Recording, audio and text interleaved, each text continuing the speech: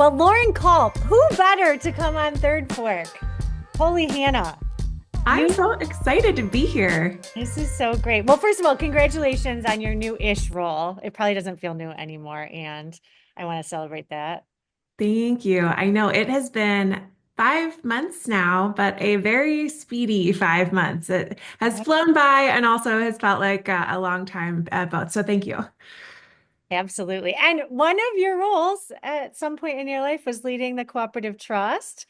So you know something about this topic of the questions that people might have and might not know who to ask.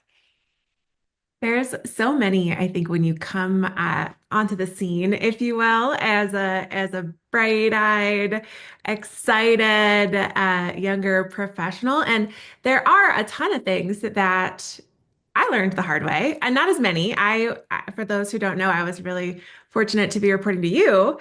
So you did a great job of helping to smooth the process. But there are a lot of things you just don't know that you don't know. Yes, it's so true. It's so true. So one of the things I was curious about because I watched you do this and I think you would have so many gifts to share with others is how do you make a big splash quickly in a new role? I think you hear a lot about the concept of early wins, figuring out what is the low-hanging fruit that you can start to quickly show progress with. Yeah. One of the other things that I think has mattered for me is learning quickly and getting up to speed really fast. So, you're sort of you're expending more resources on yourself when you start a new job. And Mm. you want to get to not just the break even point, but ideally to a point where you're adding more value than you're taking. And so trying to get to that point really fast, but understanding what does the person that I report to care about? How do we as an organization measure our success? And how is what I'm doing contributing to that overall success? And starting to say, how do I communicate even, with not only my direct boss and maybe if I have some people reporting to me, how do I communicate to them? But I think everything really comes down to being able to show impact really fast. Yeah. You mentioned this idea of wanting to understand what matters to your supervisor, leader. How do you know that? You can start by asking, but I also think the easy answer, but I Good. also think you can look at what are they spending their time on? Mhm. What are they communicating? What do they have to report up to their boss? Mhm. And doing a little bit of listening too. It's one thing you might have a boss that says, "Well, I really care. I care about the numbers." But then maybe that particular person is also just telling a lot of stories, and this is a story of impact, and that's a story of impact, and so you can start to say, "Okay, the numbers maybe matter." But so does this other component. And so I think the open door really helps. And what I would say is it's on each of us who report up to someone to make sure that relationship is successful. It's 100% on the person to make sure that their relationship with their boss is successful. And so the more that you can help over communicate, ask how you can make sure that the relationship is working and start to say, this is how I am perceiving what matters. Kind of gut check me here. Is that right? Yeah, it's been an interesting one. What would you say, Tansley? How have you made a big splash? Oh, you know, I always am looking for things that no one wants to do. That was an early lesson from one of my leaders, and I call it the swoop, being able to pick things up that nobody else is picking up and getting those things done. And my observation is that the more that you do that, the more that leaders will give to you. And I also think it's a wonderful way to better understand the organization fully. Yeah. One of the stories I often tell is when I was leading at Best Source, I was leading marketing. And there was a branch in our Chicagoland area that didn't have a leader. And I said, well, I could do both of those things. And it was great for me because I had an opportunity to understand the branch network much, much better, to understand what it means to provide experience to others and to lead that. And it also was a really interesting intersection for me about how marketing and frontline came together in the credit union.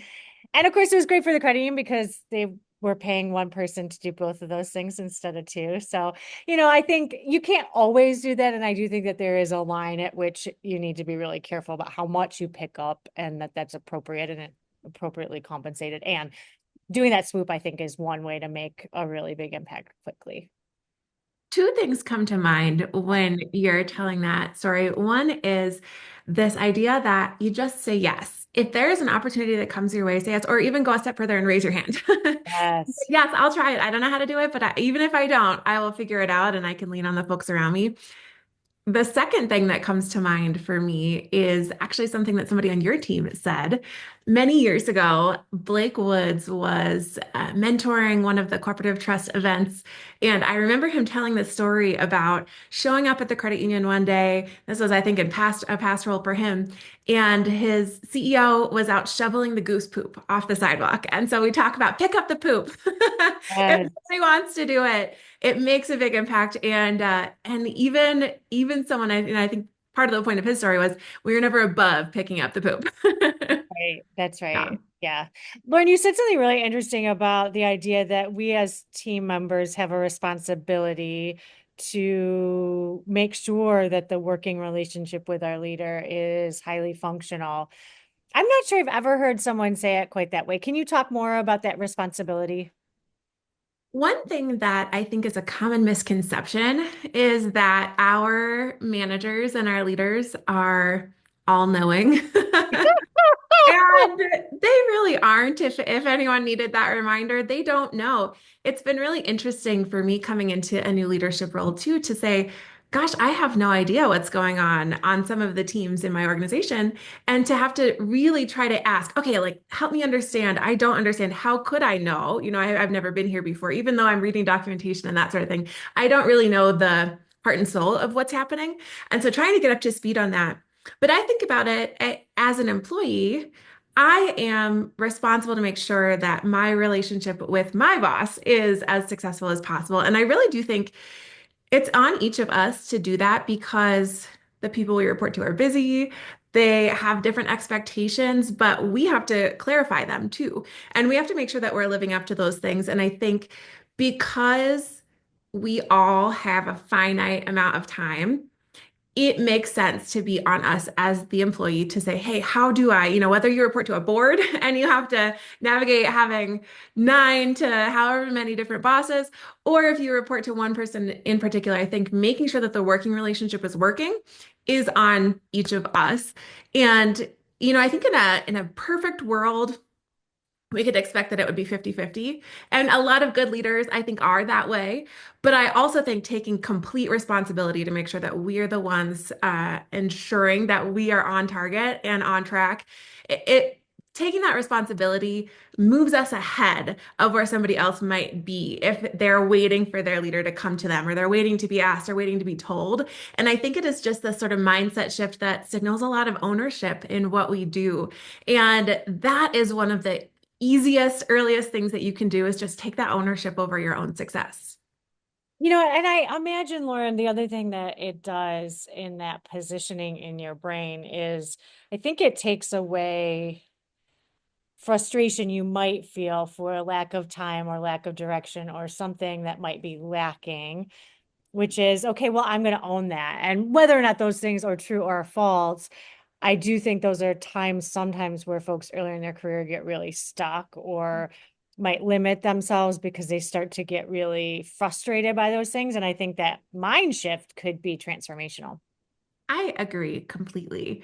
And I think you had asked earlier about how you know what matters to your boss. I would say don't overlook your peers. Peer relationships can be really valuable. Now, as a credit union CEO, you probably are lacking in peers at your organization, though you might have some outside of the organization that you can lean on.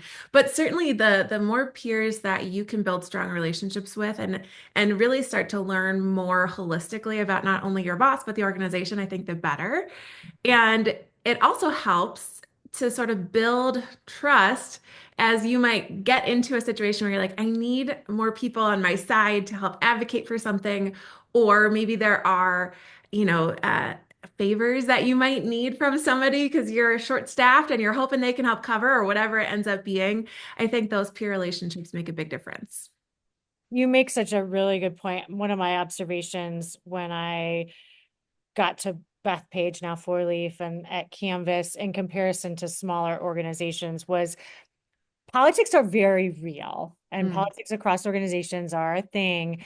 And I observed that those individuals that did what you just described, which was build strong relationships across the organization, taking the time to do so, not when you need something mhm. from day one, is really, really important. And I think it can be one of the ways that we build cushions for ourselves for longer term success.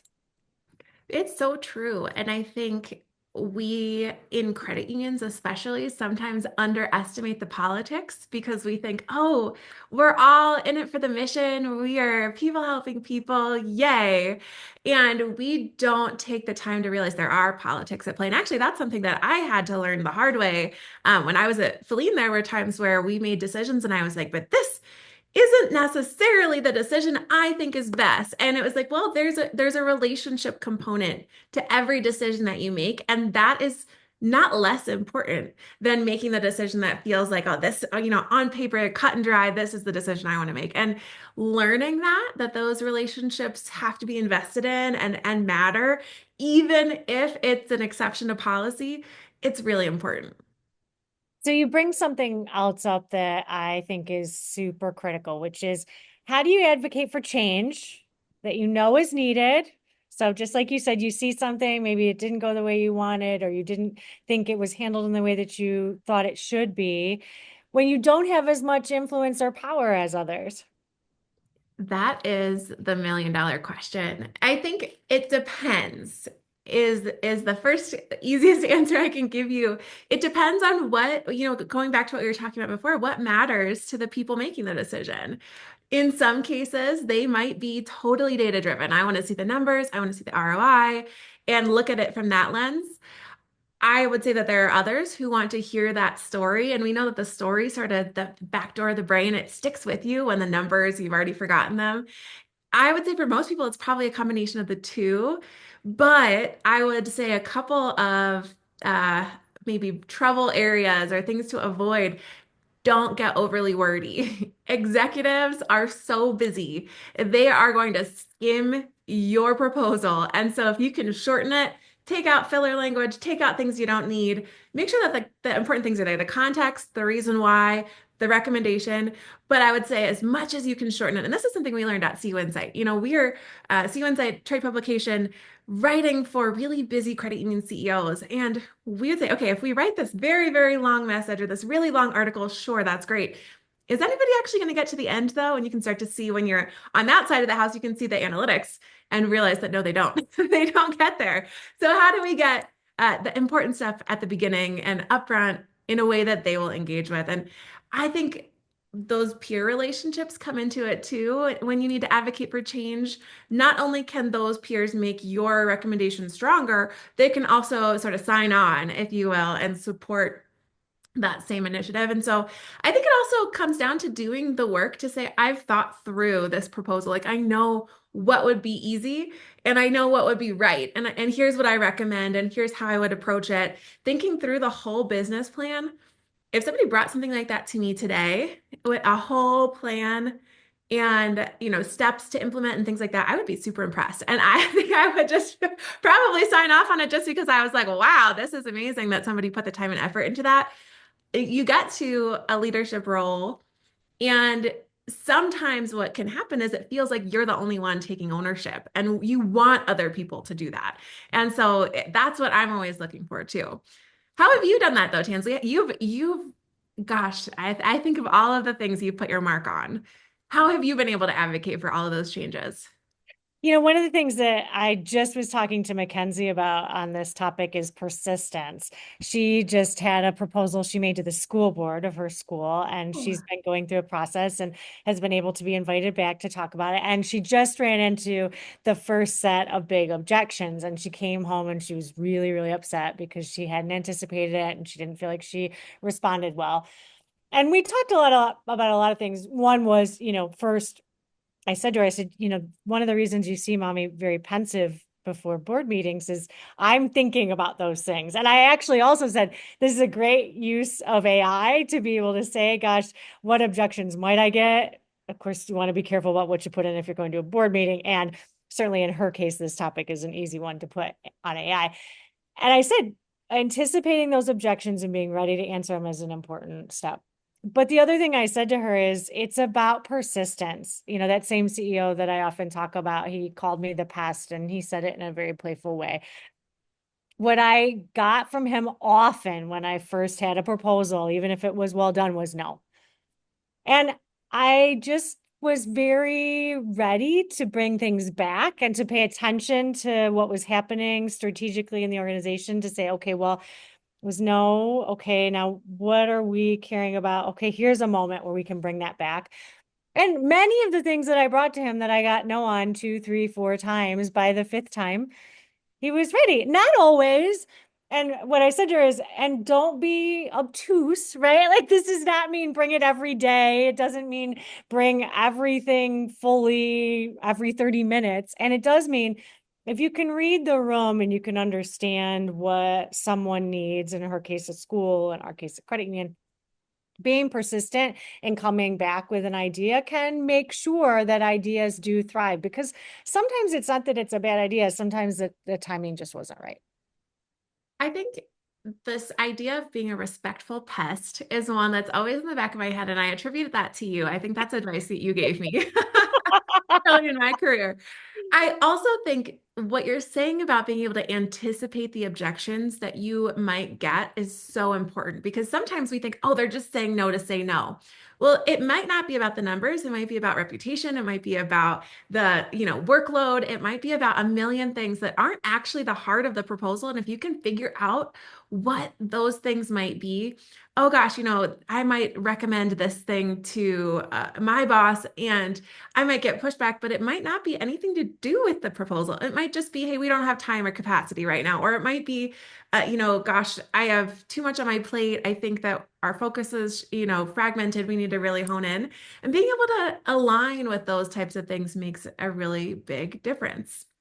I also think, Lauren, that times in my career, it's also been about ensuring that I knew the answer, right? So sometimes I think the objection isn't even about the objection, it's about a test of the person. I Yep. think often in a boardroom, are you going to be ready? I think, especially early stage in your working relationship with someone else, they might ask more questions and have more objections in an effort to understand how prepared you are. And so, again, I think it's so critical to have anticipated those, because I think the better prepared you are, even if you don't get to yes, I think it does pave the way for a smoother proposal the next time. That is so true. And one important thing I think to consider, especially if you are in a more market-facing role, whether that be community as your market, or, as the case when we were working together at Feline, or when I was at Sea Insight, more of an industry-facing role. What is the anticipated market reaction to your changes? And Yeah. sometimes we got pushback on things that we knew were the right thing to do, but we knew that certain components or certain sort of pockets of people in the market weren't going to be happy. And one thing that you always say that I love is a Taylor Swift quote about the haters gonna hate. Tell me more, because you talk about that too, even with brand. What does that mean to you? I believe that within a framework, many great brands and great ideas are going to cause a reaction that's negative, and it's actually really good, because if something is so unremarkable that nobody has anything negative to say about it, I'm not sure you've accomplished very much. And we thought about that a lot at Canvas as we launched the name and as we've gone through brand changes here at Community Financial. I say what you just described a lot, because it's not a great sign, actually, that nobody has something negative to say about what you're doing. And it gives you an opportunity, particularly in this age. And social media has some downsides for sure. And what I always say is that the great news about it, when somebody is hating on social, you at least have an opportunity to respond. Please know that somebody's going to say something negative about something bold always. And I would rather be able to have a two-way conversation. And what you often find, particularly around brand, is that you'll start to then have people that love it actually defending on your behalf, which is always, again, a great signal that you've come up with something interesting. So I think it is about boldness. I think it's about potential impact. And I think in times where you are doing bold, impactful, life-changing efforts, you're going to have somebody hate it, and that's okay. It's good. Yeah, I Yes. like it. And Yeah. I think being prepared that this is what we want, in Yes. the right way, but this is okay, and we know we're anticipating this might happen. There's nothing quite as bad as not anticipating it and then being a little bit off guard. Going Yes, back for to sure. what we were saying about being prepared, I think in every way. And these are questions that might come up in your proposal or your pitch. How will the market respond? What will you do if this or if that? And having that really strong rationale to say this is why we're okay with that, it Yeah, makes a big difference. agree. Well, we just talked about some things that are loaded with risk. My last question for you in our short little bit of time is, how do you think about taking risk as an emerging leader? I think about it in two parts. There's the risk in your career, and then there's the risk in your day-to-day work. And the risk in your day-to-day work, you have to be careful with because you want to be aligned with the risk tolerance of your organization, of your direct manager. And I think when you look at taking risks there, I would say there is room for bold leadership and bold changes.